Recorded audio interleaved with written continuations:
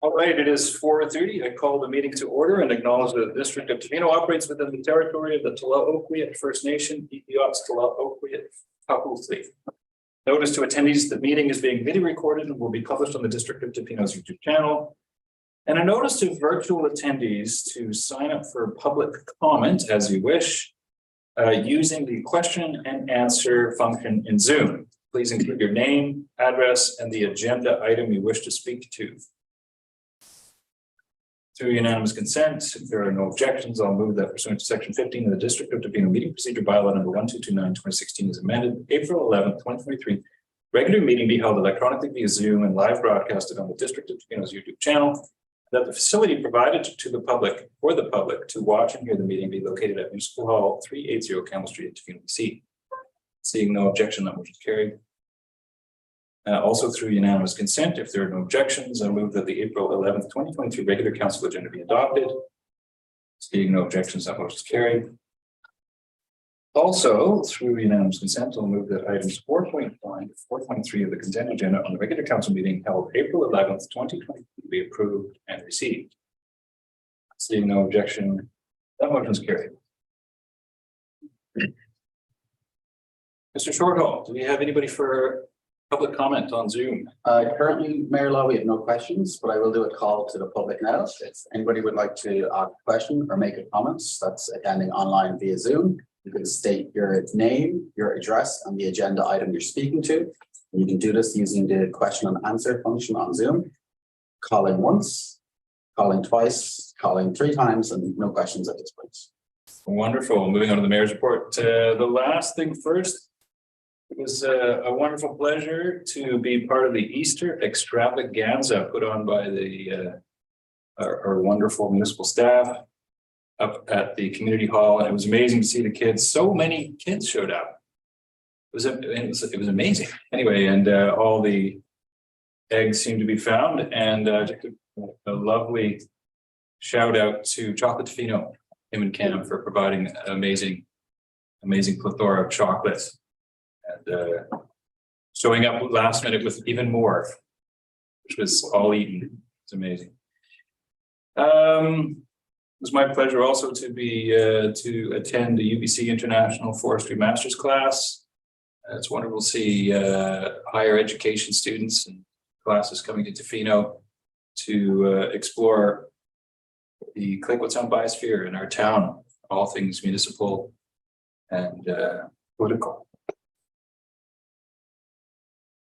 Council had a wonderful meeting with ST70 board at 10 West this past week.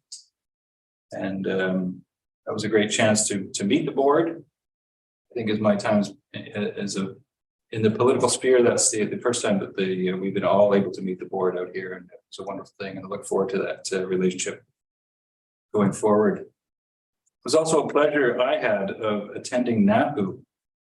And that was a Tla-o-qui-aht First Nation feast and cultural experience at the Tinwis. And a special thanks to Tim Masu and Yelmer Wenstob and family and friends for putting that on and doing such an excellent job. And I think it is a harbinger of excellent things to come. And I look forward to seeing that show up again. That's it for me. Moving on to delegations, 8.2, we have a delegation from the Tofino-Long Beach Chamber of Commerce. This is the annual report to council to start.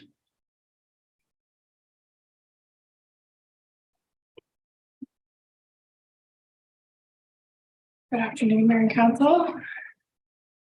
It's nice to be in person to do this again. It's been a couple of years since we were face to face, so I'm also happy to be speaking to some new council members who might be hearing about this contract for the very first time. So feel free to stop me with any questions along the way.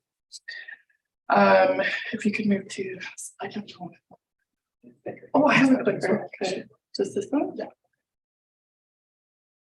So the Chamber and the district have had a fee for service agreement for the past 5 years, this being year number 5, starting in 2018. So we're looking at renewal of that agreement this year.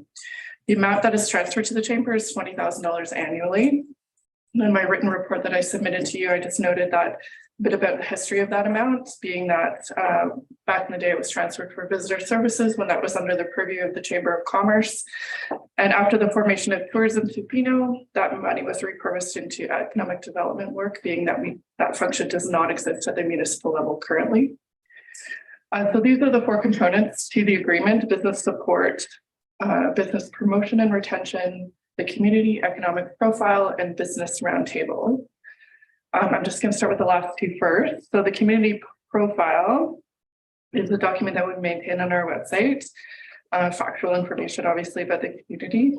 And we're still sifting through all the census information that was recently released.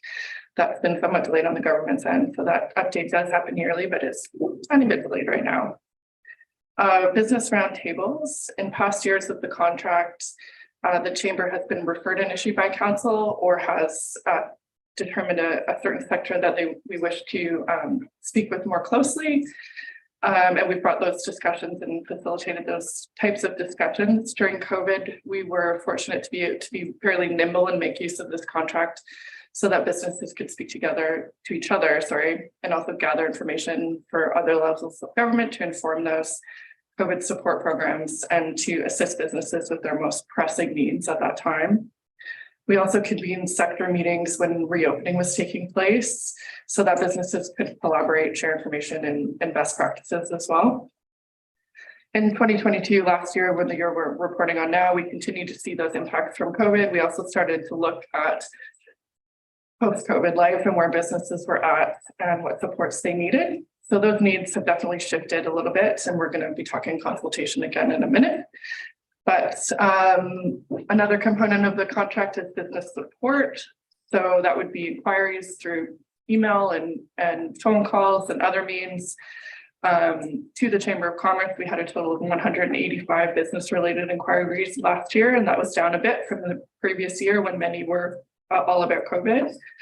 The most inquiries we get are related to tourism for information, which we obviously refer to Tourism Tofino. Following closely are service referrals. And then also a desire to see a co-working or office space that tourists can use on a temporary basis. We also get inquiries about bylaw and existing business information and regulations. We get inquiries from prospective and new businesses, and then still continuing to get COVID and highway questions as well, for making up a fairly significant part of our inquiries. So also part of the agreement, business promotion and retention, and this is sort of where I'm going to spend a bit of time. This is a component that has been a focus for the chamber. There are certain components that are included in, that was business support, responding to those inquiries, providing resources, and then referrals as well. But there are 5 points under business retention and promotion that form the contract. So those are delivering opportunities, learning opportunities, and networking opportunities to the business community at large, doing resources and services that to promote new businesses, doing buy local advertising and promotion, and then also having a presence at relevant economic development events, both here and elsewhere on the island.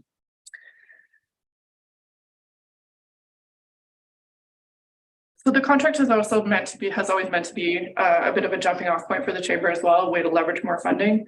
And we have been successful in doing that during the term of this contract. So BRE, business retention, expansion, promotion, all of those things kind of fall under the same umbrella. It's the most common economic development tool, especially for small communities that have limited capacity in this area. So it's designed to find out what the state of business is, what businesses are saying, and then adjust those issues and opportunities where possible. For the chamber as an organization, this might also include advocacy work on behalf of the businesses. So being that growth is not necessarily the goal here in Tofino, we don't want to see unlimited economic growth.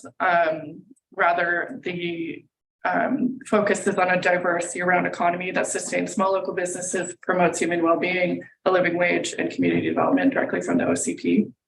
So our aim is to make businesses more successful on the whole, whatever that means to them, whether it be that a manager or owner works fewer hours so that they can focus on innovation and provide more quality, stable jobs.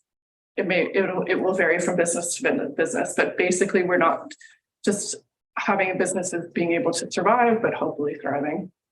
So the components of such a program that we have sort of that we are aiming to work on and have done a pilot program of are regular contact with companies and managers, using that information to address challenges or emerging opportunities. This work is also often assisted by an advisory committee, and it would be our ultimate goal to have a representative from the District of Tofino sit on an advisory committee with us. And then also identify some linkages in the local business community, which our local businesses are quite good at doing on their own as well. The BRE process in general is a continuous model of gathering information and analyzing it, reporting back to stakeholders, and continuously getting some baseline data from the business community. And why would we engage in this activity? Well, it's a commonly held belief that the existing companies create the majority of new jobs. It's less costly to provide services to existing companies than to chase investment from outside of the community. And it builds better linkages, which contribute to resiliency. And we have a bit of a lack of accurate and current information on statistical information, specifically on local businesses. It can inform community initiatives and decision-making as well.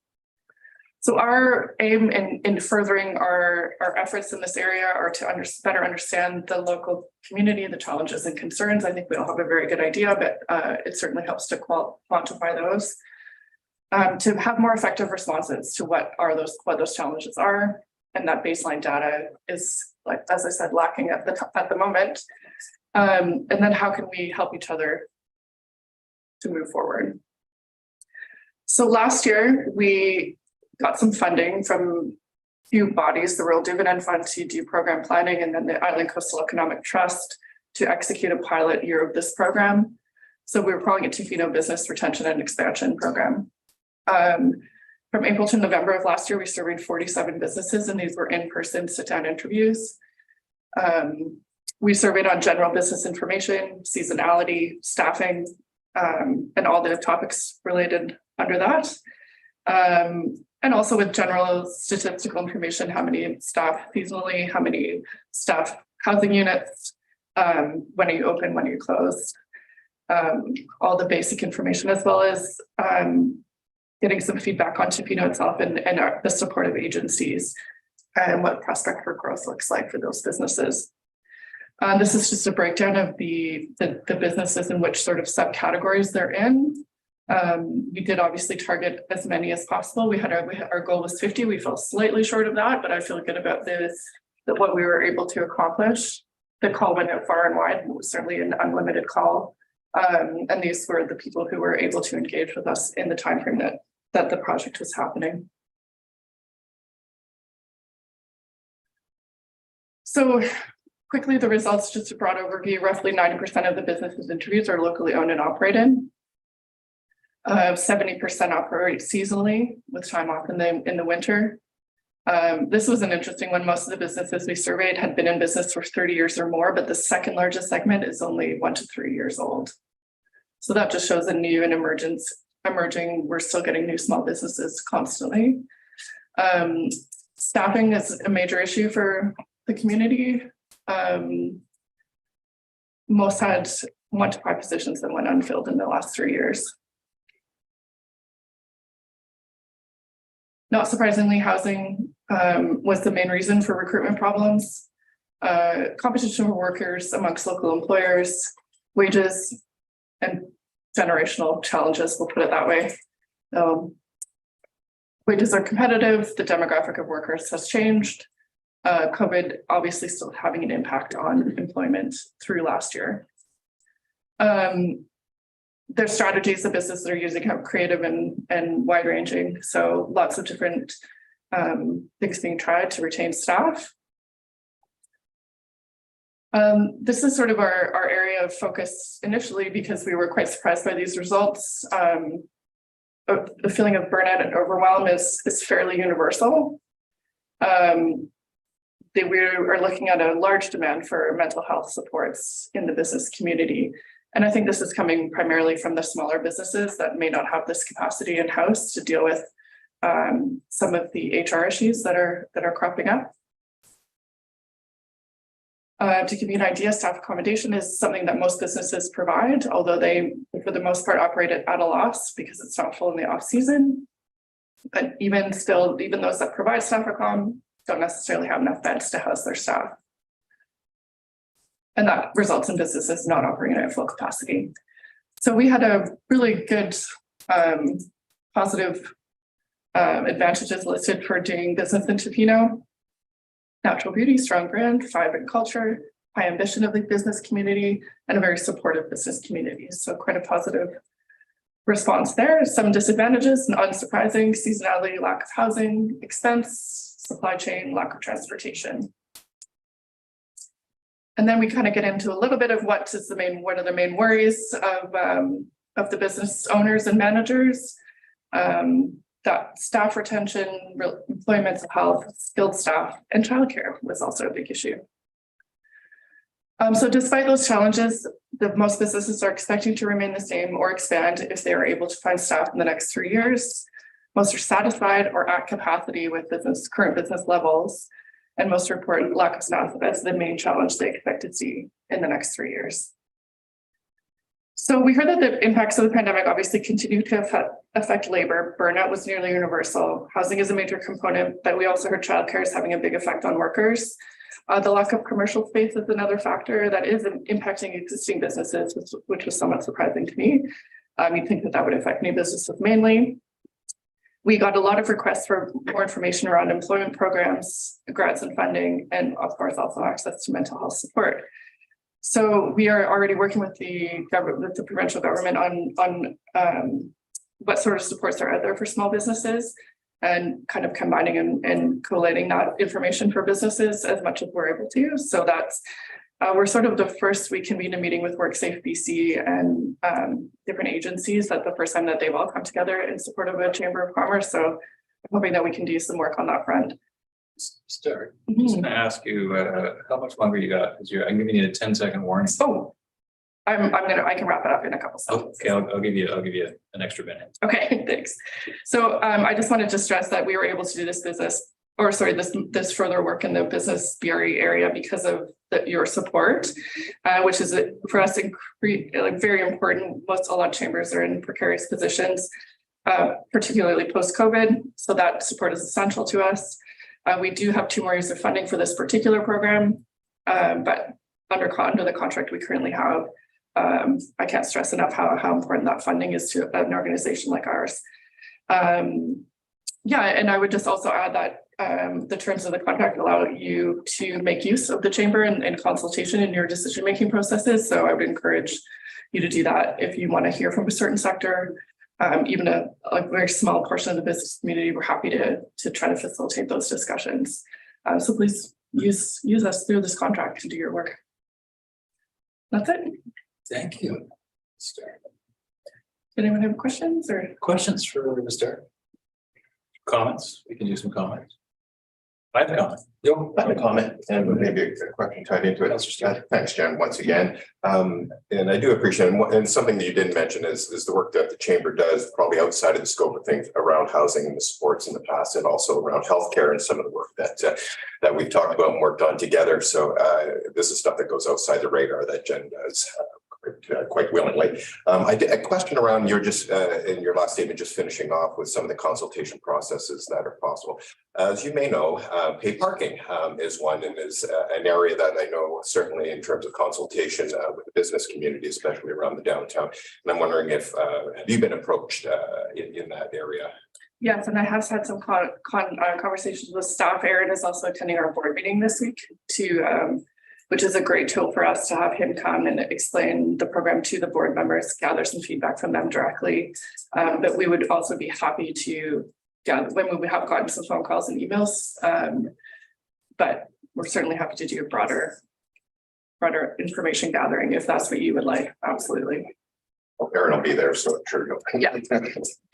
Yeah, but that's an excellent tool, is to have him come and report and staff come directly to our board. And I know they have also expressed a desire to do another board to council meeting that we've done in the past. It might be quite useful. Maybe not issue specific, but just general. I very much appreciate you meeting with me fairly regularly to go over business questions and business community questions. And I also very much appreciate you hosting and organizing the mayor's breakfast. It's great for me. I think most people that come find it very beneficial. And I learn a lot. I think people learn a lot. So I do want to thank you for that. I very much appreciate that relationship. Openness to work with me. Seeing no more questions for Jen, I think we're going to refer the request for funding to renew to our financial planning process. So that's what we're going to do, and I'm actually going to make a motion to that for staff. Is to refer the request for the Chamber of Commerce. What is this? Renewal? Contract renewal. Contract renewal, thank you very much, to the financial planning process for this year. Thank you. Second for that? Second. Thank you, Councilor Steer.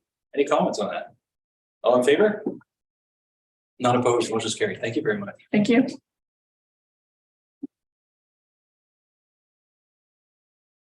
Moving on through correspondence and presentation reports. 10.1, we have an invited presentation from Tofino Housing Corporation. I believe this is virtual.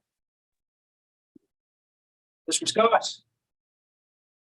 Good afternoon, everybody. Thank you once again for having me. I'm here with Corey Vanderhorst from MMP, and we have a combo presentation this afternoon for you. For myself, just a couple brief introductory comments. The first is, you see in your agenda package the AGM components. For those of you new on council, every year the Tofino Housing Corporation's AGM is held as part of your council meeting.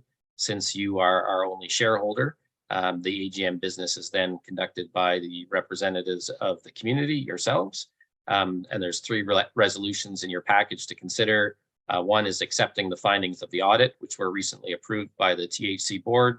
The second is appointing the board members, the same 7 board members as have served for the last few years. And then third is to appoint MMP as the auditor again for next year. THC and the district did a request for proposals and accepted MMP's joint services for a number of years. I think there's 2 or 3 more years left on their fee proposal with us.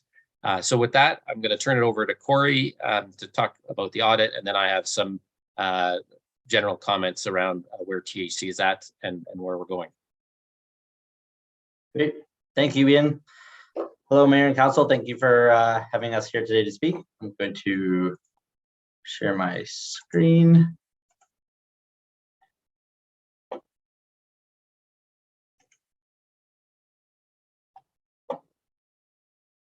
So as Ian mentioned, I've got a short presentation to take you through Tofino Housing Corporation's financial statements and a highlight of the 2022 year for Tofino Housing. Starting with the balance sheet, you can see at the end of 2022, the Housing Corporation was carrying a cash balance of $111,000 and a capital asset balance for the development projects of just over $4 million. At the end of the year, some accounts payable and loans of $124,000 and a net asset position of just over $4 million. For the activity for 2022, revenues coming from the MRDT, the municipal and regional district tax flowing through to Tofino Housing was $152,000. Expenses for carrying on the activities of the corporation, $438,000, and reimbursement revenue from the Catalyst Society for some of the consulting and other professional fees of the last few years of $408,000. So ending with an excess of revenue or expenses of $120,898. On a cash flow basis, the regular operations brought in $96,000, very similar to the prior year. Capital expenditures of $220,000, net debt coming in to the Housing Corporation of $51,000, So the main bank accounts actually decreased $72,000 by the end of the year. As Ian mentioned, we met with the board last week, signed the audit opinion on April 4th, and we're happy to be providing what we call an unqualified audit opinion. That's auditors speak for a clean audit. We are satisfied that the financial statements that the board approved on the 4th were prepared accurately in accordance with accounting standards for not-for-profit societies. Thank you for taking the time to listen to me for that presentation. I'll turn the sharing off and turn it back over to Ian.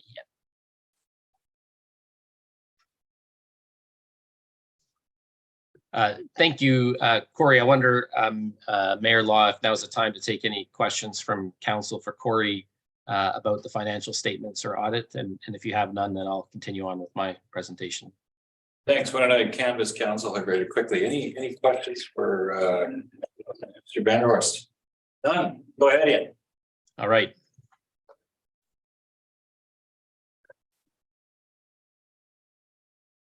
And thank you very much, Corey, for your presentation.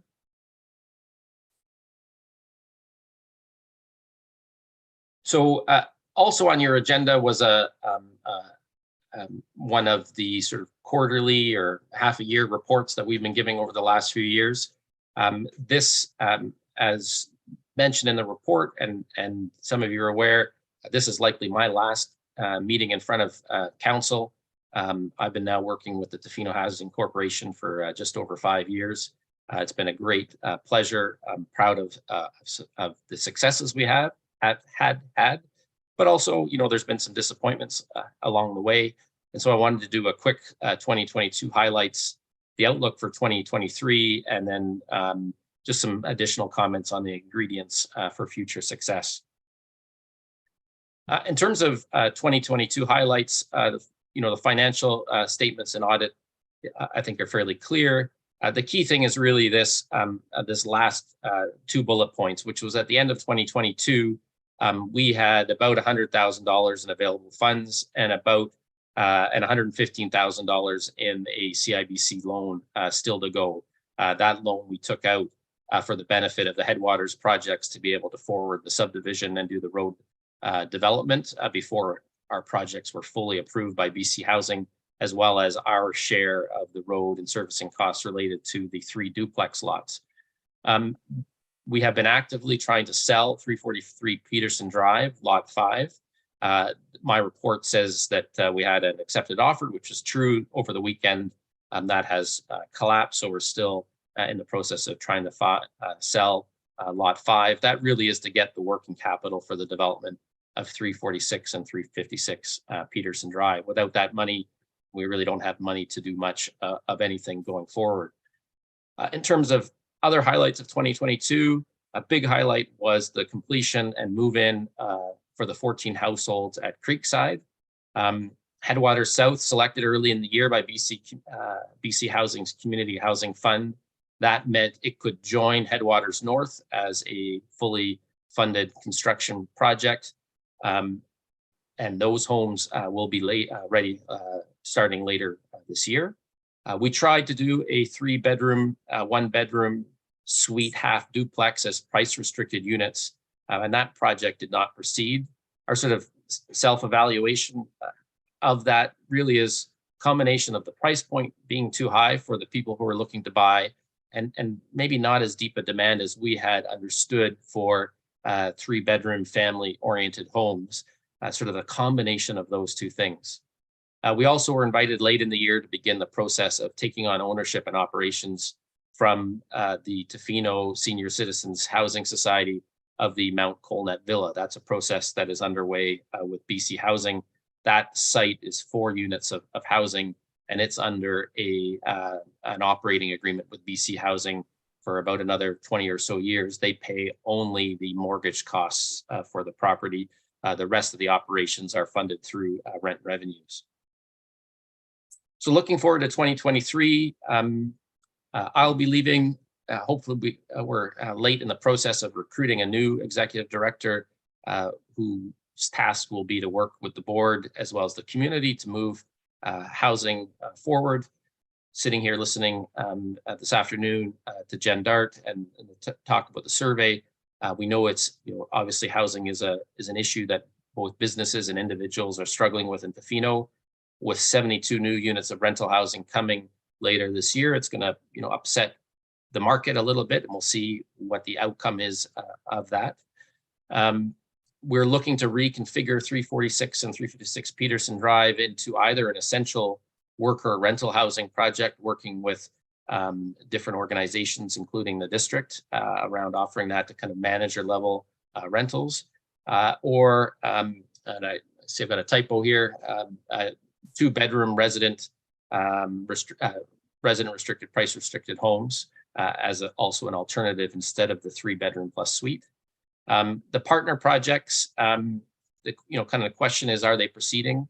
That's 465 Campbell Street, and that would be through our MOU with them for price restricted resident restricted homes, or the Mackenzie Beach Resort. We don't have an MOU with them, but we've had very advanced discussions around potentially doing one of the small apartment buildings as part of their project that they're looking to advance in the next few years.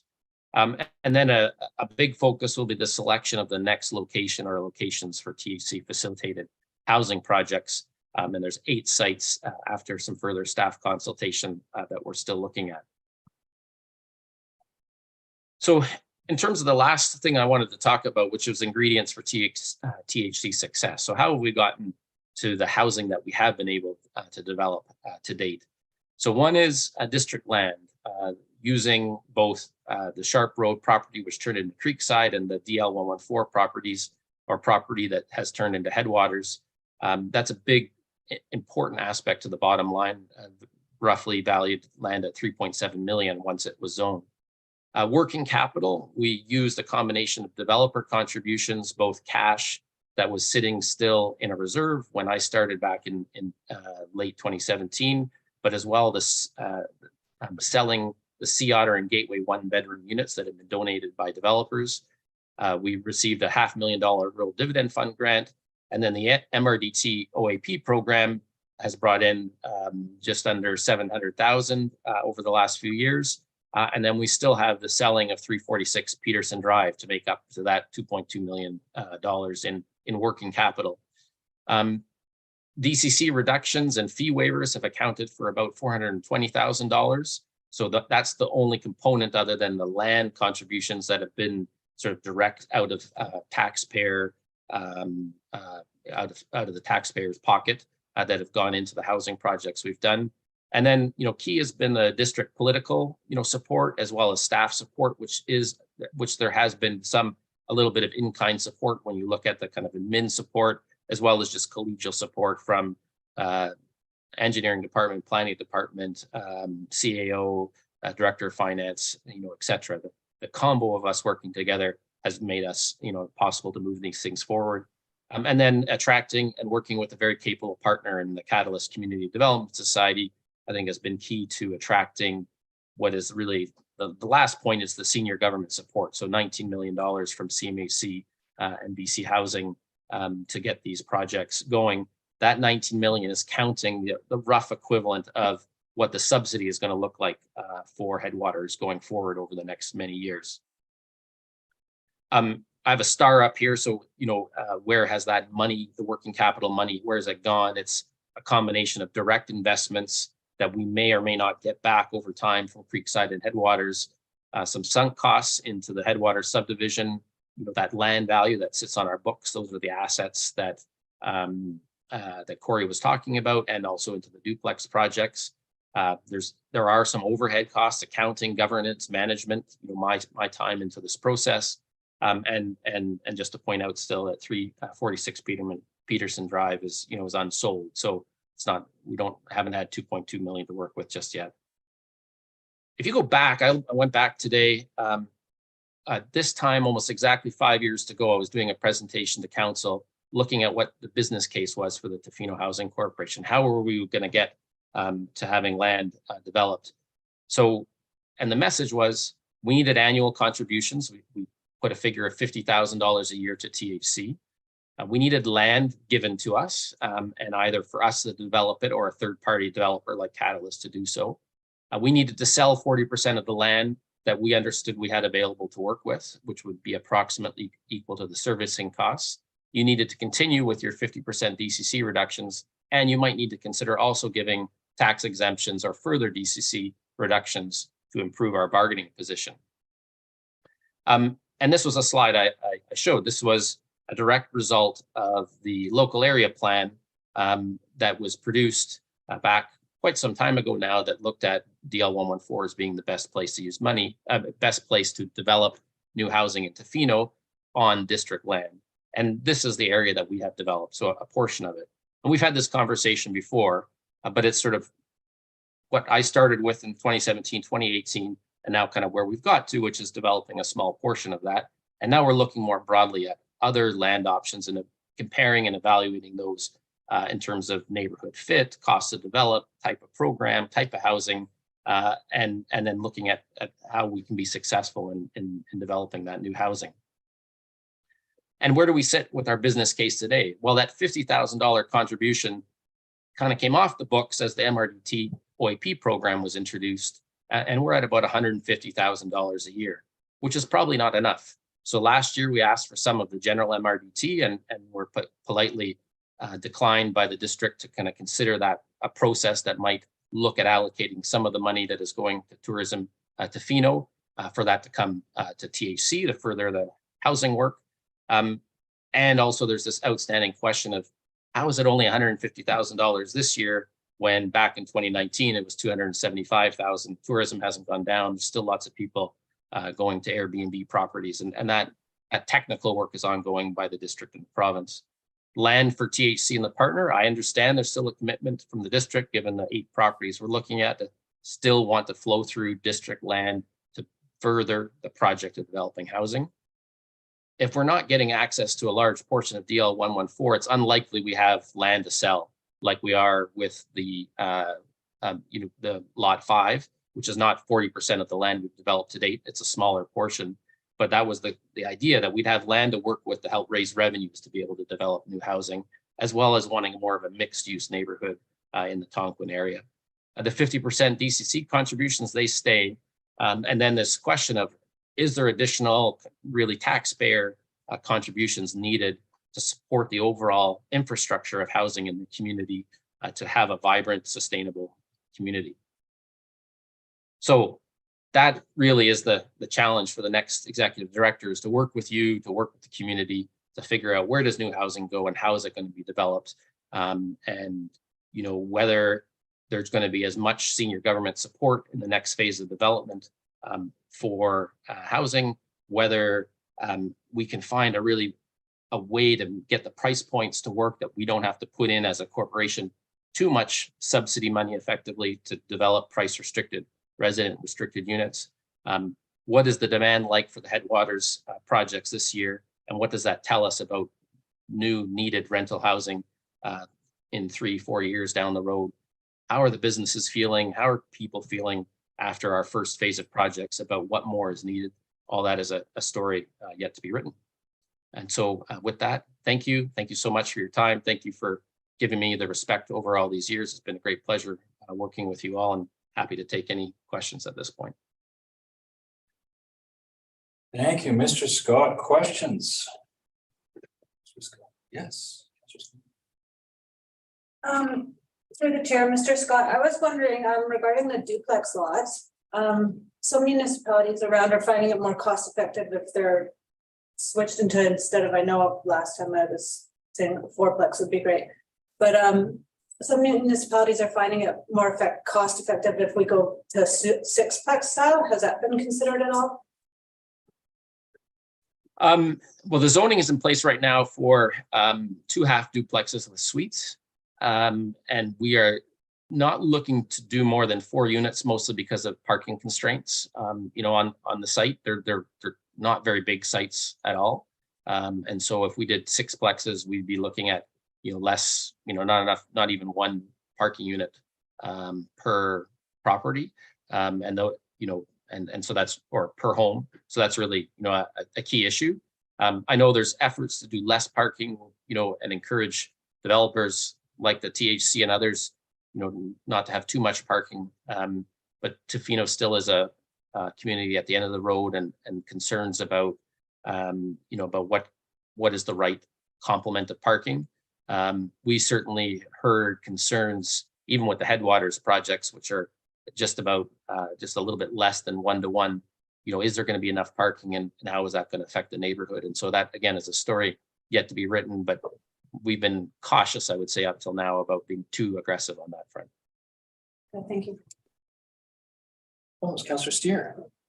Through the chair. Thank you, Ian, for the years of service that I've been on council and the work you've done. It's been exemplary, and I thank you so much for the work to bring to what has been what I consider a very successful completion of the projects to date. I had just a question. You've touched on many of the factors, so I won't reiterate those, but the one that I do, and since we've only got you for a short period of time here, with the commitment of the provincial government moving forward, a lot of housing initiatives that have been announced in the support for housing moving forward. I'm wondering if you see opportunities for this municipality to leverage with the provincial government in the next little while. Well, I got the last 5 minutes of your time. So there's a few factors that I'm that I'm looking at and considering as I answer this question. So one is the federal government has been at the table in Tofino with the CMHC co-investment fund. That current fund, the people who work for co-investment will tell you that the grant dollars have dried up. So we've got, I think, close to $3 million in CMHC co-investment grant dollars. And unless the federal government tops up that fund, there's no money there. They are still lending money, but it's that free money that makes a big difference to creating housing that people in a community like Tofino can afford. Second, the Community Housing Fund, to date, Tofino has received, and that's from BC Housing, has received more of it than its share from an economic and a population point of view. I know in the last Community Housing Fund round, Vancouver Island, they gave out 500 units. There were 2,500 applicants, and the Vancouver Island director was quite upfront saying that they might only be able to fund another 500 or 600 units in the next round and last round of funding, which is coming this year. So what happens with new CMHC, new provincial funding programs, how they would apply in Tofino is difficult or impossible to predict. There have been none of the recent housing announcements that I have seen, other than maybe the infrastructure grant that would apply to housing in Tofino. And I know you have other reasons you might want to use your infrastructure, or other things you might want to use that infrastructure money for in Tofino. And so is that really something that can support new housing project in Tofino is a question that needs to be talked about. Will there be new programs coming that you can take advantage of? Probably. And the best way to position yourselves to do to get that money is to do what we've done in the last 5 years, which is to be serious players at the table, taking leadership both at a community and a district level, putting money on the table to attract that senior government funding, and potentially in a bigger share than what other communities have accomplished, because they're not taking the kind of bolder steps that we did over the last number of years. Thank you so much, Ian. Ian, I want to follow on Councillor Steers. I think 5 years it seems, I don't know if it seems like a long time or not a long time, but I just want to think about where it was 5 years ago and where it is now. And I just want to say that you've done a tremendous job. And I do not think we'd have the affordable housing that we have now, any of the projects, without your hard work and expertise. So I feel like I should applaud. There's your applaud. But that's really what I have to say. Who knows what the future holds? I think we're pretty dedicated to trying really hard to keep our affordable housing projects going forward. And I really liked your typo. It was residente.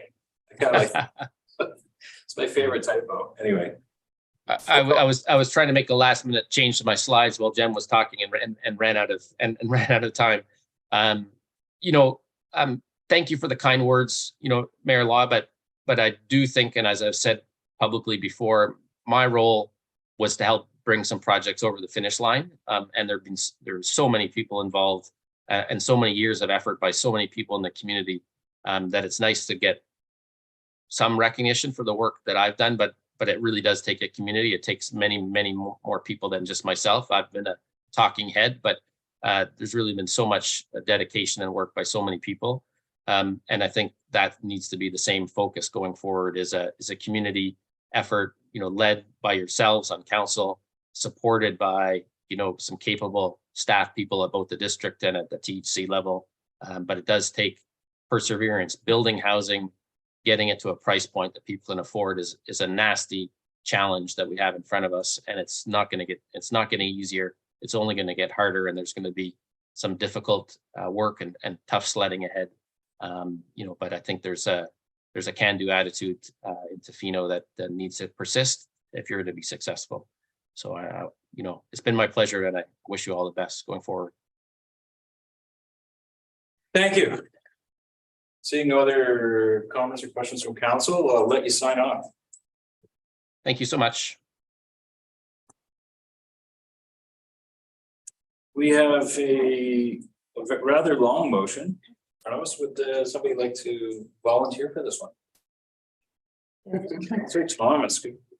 Be it resolved that the financial statements of the company for the financial year ended December 31st, 2022 be accepted, and that the following persons, having consented in writing to act as directors of the company, be elected directors of the company to hold office until the next annual general meeting of the company or until sooner ceasing to hold office. Al Anderson, Dan Law, Cindy Levine. Sorry, I just got a quick question about this. Are we missing the first clause? Oh, I'm sorry, I wasn't paying attention. I was doing something on Zoom, but actually that preamble does need to be read. Okay, sorry, I got to back up there. You were doing a great job. Sorry, I thought we started with resolve. Pursuant to the provisions of section 182 of the Business Corporations Act, British Columbia, following resolutions are passed by the shareholders of the company entitled to attend and vote at the annual general meeting of the company. Be it resolved that the financial statements of the company for the financial year ended December 31st, 2022 be accepted, and that the following persons, having consented in writing to act as directors of the company, be elected directors of the company to hold office until the next annual general meeting of the company or until sooner ceasing to hold office. Al Anderson, Dan Law, Cindy Levine, Nyla Atiana, Duncan McMaster, Melody McClory, and Kay Mellowship. And that MNP be appointed as the auditor of the company, and the remuneration payable to the auditor is $12,000. And the directors of the company are authorized to give the auditor notice of appointment as required by the Business Corporations Act, British Columbia. Seconded by Councillor Anderson. Any comments? All in favor? None opposed. Motion is carried. Thank you. We have an invited presentation from Tourism Tofino regarding an annual general meeting and annual operations. Brad Purcell, welcome. Hello. I can drive this. Not just yet. Okay. I'll be patient.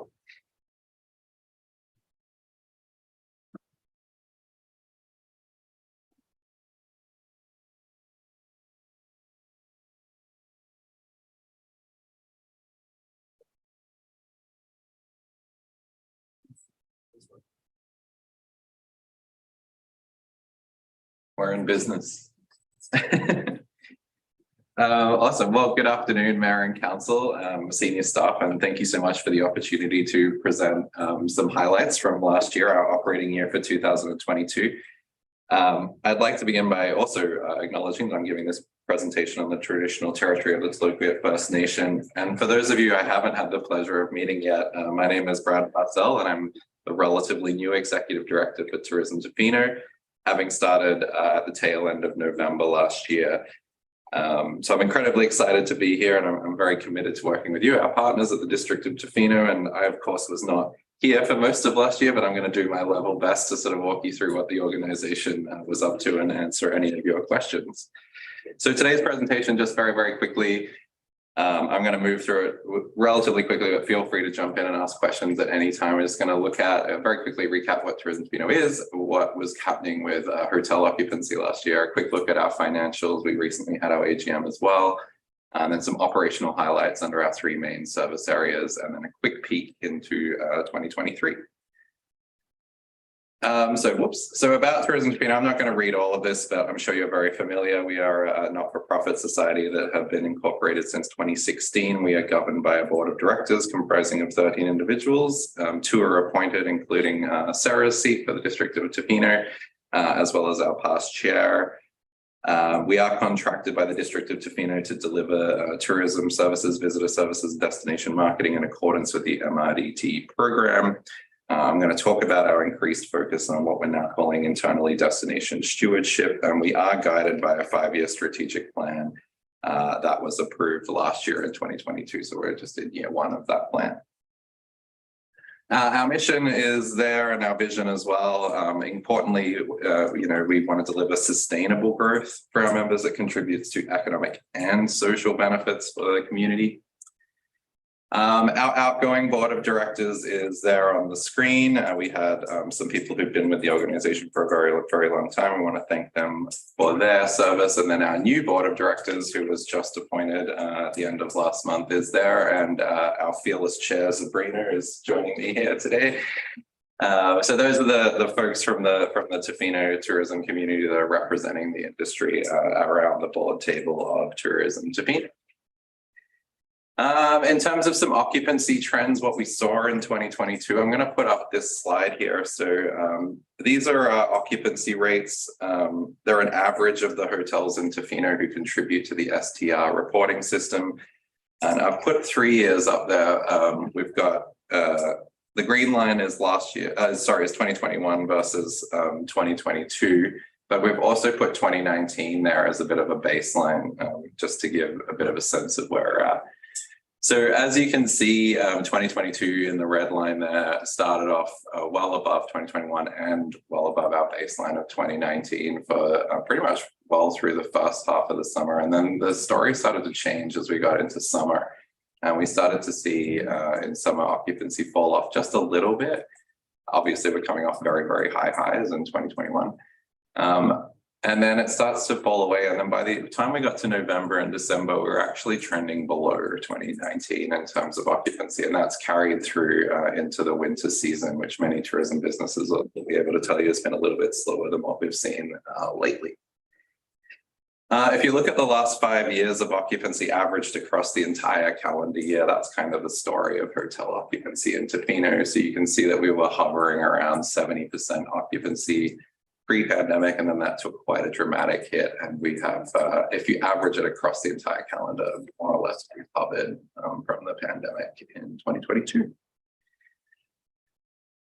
Quickly, I'm not going to go through line by line with all of the financials, but I think it is very, very important to put up. So this is our statement of operations. Obviously, we're primarily funded through the MRDT, as you're all aware. And that was what MRDT looked like in 2022 compared to 2021 when it all washed out, which is the graphs earlier. A huge drop in provincial grants, which is because of COVID, that we had a lot of COVID support in 2020 and 2021, which we did not have in 2022. Retail continues to be really strong for us. So we've just cracked $200,000 in gross retail sales. There is costs associated with that, which we'll talk about in a second.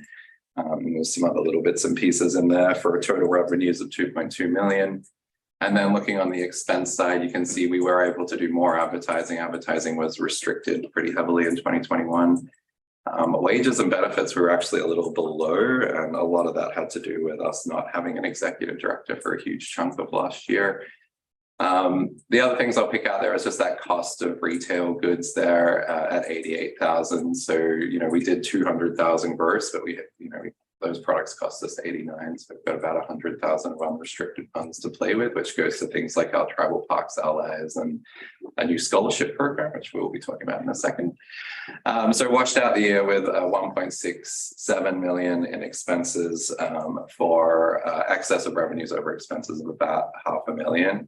The board has, since the end of the year, updated our 2 restricted reserves. So we have a contingency fund for touch wood if the MRDT ever gets turned off and we need to run without it for a while. And then we also have our, as part of our agreement with the District of Capital and Maintenance Fund for the visitor center that we built. So we've topped up those reserves this year.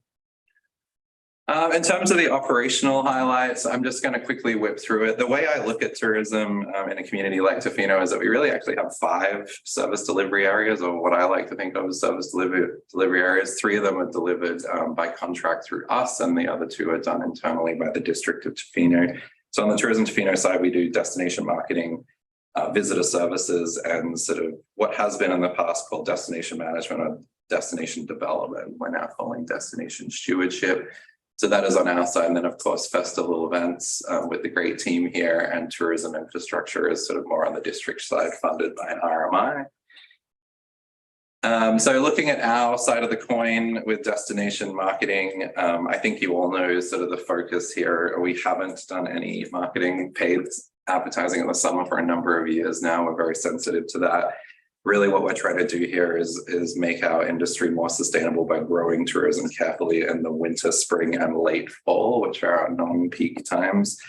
And the rationale you kind of heard from Jen is really just trying to, keep staff longer, stabilize that huge spike in seasonal staffing, which will also help to stabilize the housing market to a degree.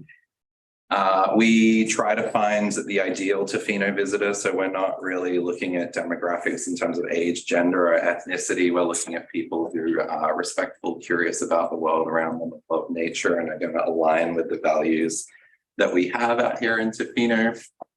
And then I've just got some samples there of some of the content. That was the spring campaign from last year, which ran sort of February through to May. Some of the creative. That was like a little snapshot of sort of fall last year. And as I discovered at the AGM, these move.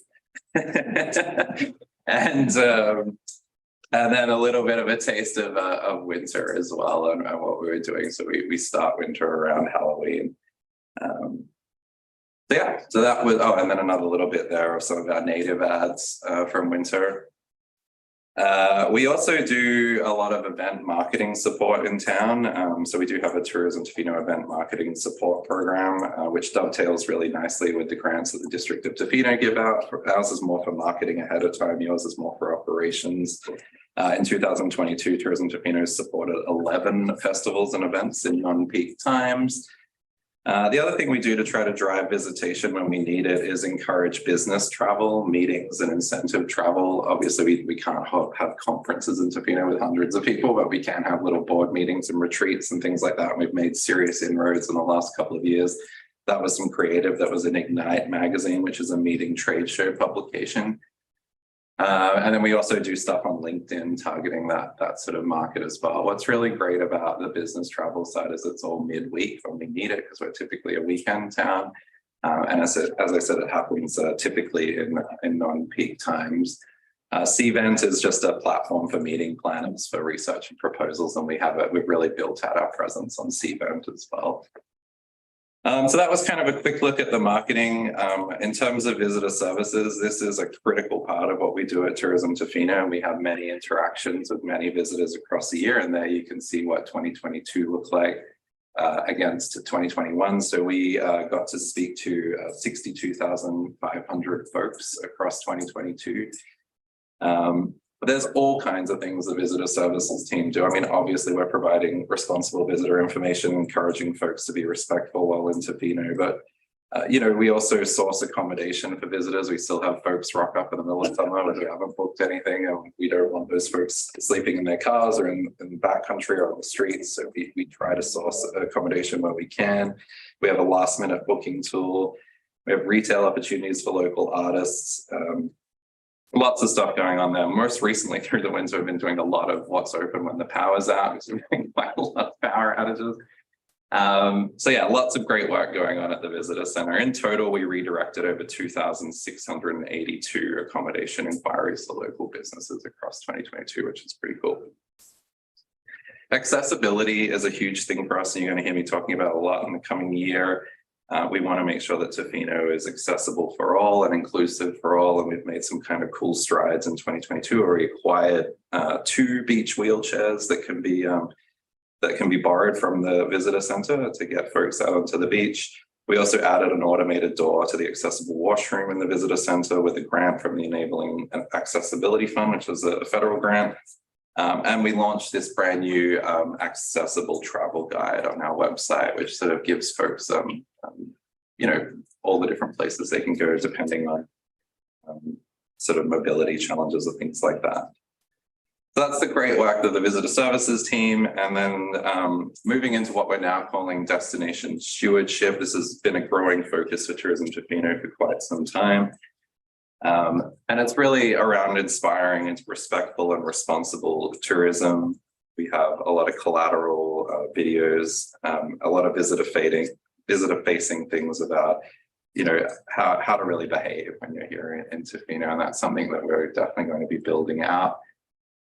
We have other tools that we use, the Welcome to Tofino brochures, which are all through local businesses and BC ferries. You know, we're still supporting with the Tofino Chamber of Commerce, the West Coast Ambassador Program. We're still encouraging visitors to monitor their water consumption and watch every drop. We know the situation here in Tofino, and other travel tips and regulations as they come up. We did for a second year the Highway 19 billboards near Noose Bay, really, again, sort of pushing this idea around responsible travel and, you know, skipping the fireworks and things like that. I think it's pretty self-explanatory. We're really trying to get into sustainable and even regenerative tourism initiatives. So we continue to partner with Pacific Rim Surf Rider to do Washed Up Wednesdays in July and August, where we encourage visitors to clean up our beach. We're still ocean friendly certified at the visitor center, and we still have our marine debris collection and PPE recycling program out there, as well as our water bottle filling station and other bits and pieces. There's going to be a lot more of that. We're looking at sustainability certifications and things like that as well. And then just supporting some of the experiences that we can have on the ground. I've mentioned several times how important the partnership is with the District of Tofino and staff here, especially around things like events and arts and culture. I've already mentioned the events program that we do. We're involved with the Public Art Walk project from Tofino Arts Council. And as I've said, we're proud Travel Park allies. One thing that was new for 2022 around the labor shortage situation that is being felt really acutely by Tofino businesses is actually doing a short and dedicated workforce attraction campaign or a recruitment campaign, trying to target people that we don't usually target with our leisure marketing, younger folks who are in university towns who may want to spend a summer working in Tofino. We've been very careful and tailored this very, very cool campaign, which is kind of playful and hits that demographic. We have a lot of emphasis on housing in there and connecting people with businesses that have staff housing and things as well. We did run that again this spring. We had 14 member businesses that did a co-op with us last year, which resulted in 13,000 page views. This year, we've already had 21,000. So that campaign's really getting traction and we're really finding the people. Tellingly, the average time on a page for that campaign was 4 minutes and 30 seconds. And as I said at the AGM, if you know anything about millennials, that's pretty mind-blowing in terms of engagement on a website. Oh, I was doing something. And then very, very quickly, I've got about 30 seconds here. I just wanted to, we've been mostly talking about 2022, but I did want to look forward to 2023. Something that we announced at our AGM, and we did put out a press earlier today, was that we have appointed a new role of Destination Stewardship Manager in our organization, which we've appointed internally with Jody Kirk, who's been our Visitor Center Manager for the last 5 years. You can sort of see the shopping list of things, no small task of that role, but really trying to support local Indigenous tourism. I had a great call with Indigenous Tourism BC just this morning. More data, we heard from the chamber here, but we really need a lot of research and planning around tourism, including the new tourism master plan. The list goes on, lots of really cool things around equity, diversity, and inclusion in the industry, making the industry sustainable. Emergency preparedness is something that the CAO and I have been talking about, and Tourism Tofino's role in getting messages out to visitors. And all that good stuff. So I would be remiss to not say that Jess has been promoted from Visitor Services Supervisor into that manager role. And then we've promoted Katie from the Visitor Service team into Supervisor, which is super exciting. And very finally, the last slide is just some of the things that we're looking at. We are carefully watching tourism demand, and we are prepared to invest a little bit in responsible marketing at non-peak times if we need to this year. We will be awarding 2 $10,000 scholarships to graduating students of Ucluelet Secondary School this year, and we are going to expand that program in 2024 For example, to include folks from a house and homeschool kids and other things that just have to dial all that out. Community engagement is going to be a huge focus of us moving forward. We're going to do a new website at the end of this year. We are hoping to renew the 2014 Tourism Master Plan in partnership with you folks also towards the end of this year, and just have more research and data and share that across the destination for better decision making all around. So that is my story. I'm happy to answer any questions. Thank you so much. Thank you, Mr. Purcell. Questions for Councilor Anderson? I had a question about the occupancy being sort of off from 2019 to 2022. Mhm. And I'm wondering if, I'm not sure if, is it just fixed room accommodation? That is fixed room, pardon me, that's counted in that? It is, yeah. And not even every fixed room accommodator, it's voluntary to contribute that data. So it's about, I would say, about 2/3 of the major hotels are contributing to that data. So it's a bit of a snapshot. There's short-term rentals, bed and breakfast, campgrounds. There's more to the story. That's one thing I'm looking at, is trying to build out how do we capture all of that. Because I'm thinking there, we had some hotel expansions, some hotels coming online, and so I'm wondering if we saw maybe the same or more people, but also an increase in number of rooms would have brought occupancy. You're exactly level or right. down. Yeah. That's the first question I asked when I got here. We're working on it right now, is how many like pillows, if you will, have been available to tourists in Tofino over time, like over the last 10 years. And we actually don't have a good answer for that, but we're working on it. So if you got to pull in all the campgrounds, all the bed and breakfasts, all those different things. Because MRDT, that revenue that's collected is obviously a function of how much they're charging per night and how many nights, and how many nights is a function of how many beds we have available. So there's a lot of work going on in research in the background to bring better information to decision makers like yourself. Okay, thanks. I just want to thank you for the presentation again, and I'll refrain my comments from all the wonderful things and the directions that we're going, especially around the scholarships. I did have a quick question around, I know mostly as you mentioned around the pillows part of your work, but I'm curious if you have any information around how the tour sector did during post-COVID as compared to pre-COVID. I'm just curious because all we see really is, of course, the accommodation numbers, and I wonder if you have a sense on how the other wonderful businesses that support those pillows in there. Yeah, it's a really great point, and I'll be perfectly honest with you. The information we have for like food and beverage tour operators is pretty anecdotal at this point, I would say. But from the conversations I've had with those folks, I think it's starting to come back. I think what you see with tour operators, especially whale watching companies, it's more of an international market potentially that's like using or frequenting those businesses.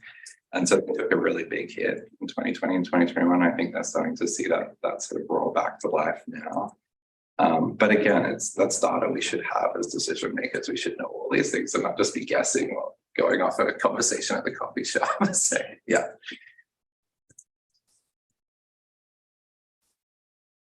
I just want to say I'm so excited to see the destination stewardship manager role.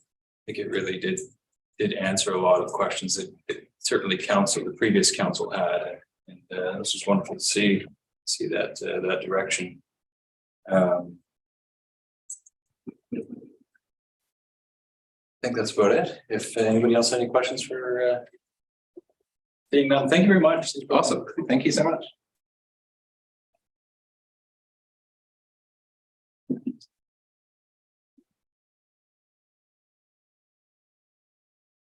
Right, we're gonna give you quick ones coming up here. Is everybody okay? Or you need a break? Breaks? Okay, carry on then. We've got a special event permit, Tofino-Long Festival. Expect a lot of debate on this. I don't see Ms. Hutchinson running to the podium. Noting we've had a couple of these now. This is just background once again that with our new There are new policies. These are coming to us, but they do not require debate if council has nothing to debate. So seeing anybody from council want to comment on this one before we read the motion? Seeing nobody, would somebody like to read the motion? I'll read that the staff be authorized to issue a special event permit conditional of the following requirements being met. For use of the village green and the multi-use path to the organizers of the Tofino Jazz Festival event scheduled to be held June 23rd through 25th, 2023. Provision of a certificate of insurance naming the District of Tofino as additional insured, provision of $1,000 damage deposit, provision of an event safety plan, provision of an approved Vancouver Island held temporary food service permit, provision of an approved highway use permit, special events from the Ministry of Transportation and Infrastructure. Second, any of the comments, except that the Jazz Festival is awesome? For me, seeing none, all in favor? None opposed, motion is carried. 10.4, we have 2023 council grants. This is also really, we don't really need to debate this. Just a note for council that we've moved to a standing committee to look at these grants and come back with something for council to move. If there's no comments, I believe we actually have some councillors willing to stand. I'm just looking for where we put their names in this one. That a council grant standing committee be appointed to review, and that the council members appointed are. Is that okay? All right, well then from the chair, I move that a council grant standing committee be appointed to review and recommend the grant recipients of the 2023 council grants pursuant to the District of Tofino Council grant policy, and that the councillors standing on that committee are, I believe we just briefly discussed this, Councillor Anderson. Yeah. Councillor Sawyer, Councillor Thomas. Any further comments from council? All in favor? None opposed, motion carried. Thank you. We have 10.5 Community Emergency Preparedness Fund. We have no presentation from council. Again, there's no desire from council to debate or comment on this, except it is an excellent program. We love the support. Somebody would like to read the motion? I can do that one again, that the District of Tofino Council supports the Emergency Operations Center Enhancement Training and Equipment Project as submitted to the 2023 Community Emergency Preparedness Fund's Emergency Operations Center and Training Program. And that the District of Tofino staff be directed to provide overall grant management for the project as submitted under the Community Emergency Preparedness Fund. Second. Oh, boy, I don't know who to pick. I think we'll go for McMaster for that one. Councilor McMaster seconds. Any further comments? Seeing none, all in favor? None opposed, motion is carried. Okay, now we're moving on. I believe we're at 10.6, temporary use permit. We do have a presentation from Ms. Kriba. Good evening, Mayor and Council. All right, I just have a brief presentation. Yes. Okay, so this evening I'm presenting the temporary use permit application on behalf of 1451 Pacific Rim Highway, which is Cirque Road Campground. So the property you're familiar with is in question is the northern parcel of there's sort of two phases of or two sections of the campgrounds. This is that large parcel, 1451, as I mentioned, and it's within the C6 zoning. So this is a campground commercial district. It's within the ocean interface land use designation in the OCP, and it is subject to 3 development permit areas. So this is the riparian, foreshore, as well as the Cox Bay permit area, none of which are being triggered through this TUP. So the proposal is for a mobile food and beverage service. So this is a bit of an interesting evaluation in that it sort of explores the use of a mobile structure for the use of a retail or food and beverage service, but it's also the use is not clearly defined within the C6 zoning. So in the report, it sort of analyzed the uses that are permitted within the C6 are limited to campground, and then the store use that is further evaluated is actually found within the definition of campground itself. So the applicant is seeking a 3-year term to determine the viability of the sort of the business and whether it is a use that they want to move forward with on a permanent basis to support the campground as primary use. And so we evaluated this application as sort of a short-term land use opportunity, but also as potentially a bridge to a permanent change in use. So some evaluation highlights, this proposal is not going to result in any vegetation removal or land development. And it was found to generally align with the policy for both the TUP, sort of temporary use permitting, as well as for economic development in the UCD. Public notification went out for the application as per the LGA, or the Local Government Act. And so the 2 editions of the newspaper were also included in that notification, and staff received no response in opposition or support. So staff are recommending the requested period of 3 years for the temporary use permit, and I look forward to answering any questions you have. Thank you, Ms. Krieber. Questions from council? Councilor Anderson? When you brought up the aerial view of the property, there was a little yellow circle on it. And is that where the food truck would be, or the vendor would be located? Yes, so I'm just going to go back there for you. So yeah, as you can see, there is a previously cleared area. So it is outside of the foreshore development permit buffer, and it is within an area that's already serviced for a campsite. So it's got the hookups there that it requires. Okay, so it couldn't, is the temporary use permit just for that area or the whole property? Sorry, through the chair. So the temporary use is specific to the location. So through the actual permit itself, we do have a site plan. So the designated area is identified on that site plan, will be limited to that. Okay, thanks. Thanks. Sorry.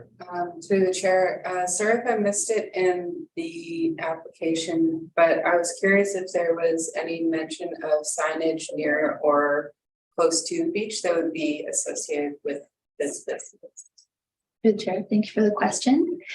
So any signage that would be associated with this temporary use would have to adhere to the sign control bylaw, as they are there are limitations for signage along the frontage of the beach as well. So I think that would cover that. And then the applicant has identified that the intent of this service is to provide food or coffee primarily, with the option of serving sort of pre-made goods to the residents of the campground. So there was no proposal that included signage in addition to the resort signage or the campground signage, but they wouldn't be limited in doing so if they adhered to the sign control. Thank you. Councilor Steer, sure. And just a quick question around the beverages that would be served in. If primarily it said coffee, but there was no intent for alcohol to be served in this venue. Good chair. Thank you for the question. So there is no indication for licensing the service, and it's my understanding that it is primarily a coffee. We did include the food provision just to sort of incorporate that aspect should the operators of the mobile food vendor decide that they want to sell muffins or something in support of in conjunction with the coffee. But it is predominantly a coffee service. And any licensing, any intent to license would be subject to the appropriate channels to secure that licensing. Sure. Follow-up question: was the van in the image in the presentation the actual vehicle that will be used, or is it that coffee van that's been around, or is that just a graphic? Through the chair. So this is the actual, from the the applicant's proposal, it is the intended van that is to be used. That being said, if, the coffee service, say that the business that is sort of proposing to be in the position to sell coffee, they decide they no longer want to do that, the opportunity would be there for another service of similar equal, to step in and sort of take over that temporary use, but because it's not assigned to a particular business, it is under the realm of the zoning for the circ growth itself. But it's my understanding that it was a rendering, so it's not the exact location of the van. But that is the business that sort of put the proposal forward. Circ growth. Thank you. Further comments, questions from council? Seeing none, thank you very much, Ms. Kriebach. Somebody like to read the motion? Go ahead. I move that the temporary use permit attached as appendix 1 to report titled PUP 1451 Pacific Rim Highway mobile food vendor dated April 11th, 2023 to permit the use of a mobile food and beverage service for a period of 3 years to be approved for issuance. Do I read all that? Nope, it's perfect. Second. Second by Councilor Jones. All in favor? None opposed, motion is carried. Thank you. Under bylaws, we're moving on to business initiated by council members, and we have Councilor McMaster. Yeah, Councillor Sloan and myself attended the UPCM Housing Summit last week in Vancouver, and it was well attended by lots of politicians, both municipal and provincial. It's kind of ironic. All these politicians were there that they were clearing East Hastings Street, which is about 2 blocks away. It was a good conference. I would say that anyone that has been interested in housing was nothing new. I think the announcements by the provincial government about the new housing initiatives, devil will be in the details. That hasn't been released yet, and there's a certain amount of skepticism on the past record of the provincial government as to what they achieved in the past 6 years. I think it brought home to me how problems are really different from community to community. We talk about building units here and the effect will have on water. When you get to bigger communities like Surrey and Richmond, they talk about when they build a affordable housing project, they have to build a new school and increase the police force. So the bigger you get, the bigger the problems. So, and the housing problem is not going to go away. It's a supply and demand problem. The demand is there. There's no supply, and we're bringing more people into Canada, and the problem is going to get worse. Anything to add to that? Yeah, I agree with what you heard at the meeting. I found from the meeting, I feel like we're already moving towards the steps of a lot of these communities, like on our scale. You know, we are trying to find housing for people. We're used in a number of situations. A number of comments were made about Tofino being, oh, well, we've done this project that is almost up and running or getting there. And yeah, I didn't hear a lot of talk at the meeting about water, which I think is kind of shocking for us anyway here. What else did I hear? A lot of yeah, I heard what I thought was interesting with regards to the statement the provincial government has made about how, you know, they want all, from what I read from it, is all single family dwellings to be zoned for fourplex. And then Victoria comes along and was like, well, we tried that and it wasn't actually still affordable housing. We had to go to the sixplex model. And then you can also get like mobile accessible units because you have a ground floor entrance, which I thought was kind of interesting. But yeah, what else did I find was great there? Yeah, we're just going to continue to have more problems. If, you know, we accept 100,000 immigrants every year. We have to live somewhere. Thank you. Any other business initiated by council members? Seeing none, we'll move on. No unfinished business. Question period. Thanks, Mayor Law. There's no questions at this time, but I will do a call to the public. If anybody attending via Zoom would like to ask a question or make a comment, they can do so now by using the question and answer function on Zoom. You need to state your name, your address, and the agenda item you're speaking to. I'll call once, call twice, call in 3 times, and at this point, there's no questions, Mayor Lowe. Thank you, Mr. Shortall. Then I will move from the chair us into closed session. Recommend that pursuant to that the meeting be closed to the public pursuant to section 90 of the community charter to discuss matters relating to when a personal information about an identifiable individual who holds or is being considered for a position as an officer, employer, agent of the municipality or another position appointed by the municipality, 1C, labor relations or other employee relations, 1A, negotiations and related discussions respecting the proposed provision of a municipal service that are at their preliminary stages, and that, in the view of the council, could reasonably be expected to harm the interests of the municipality if they're held public. 1L, discussions with municipal officers and employees respecting municipal objectives, measures, and progress reports for purposes of preparing an annual report under section 98 annual report, and to be the consideration of information received and held in confidence relating to negotiations between the municipality and a provincial government or the federal government or both, or between a provincial government and the federal government or both and a third party. The seconder for that, Councilor Bonas, all in favor? None opposed, motion carried. We're going to close. We'll call a little 5-minute recess.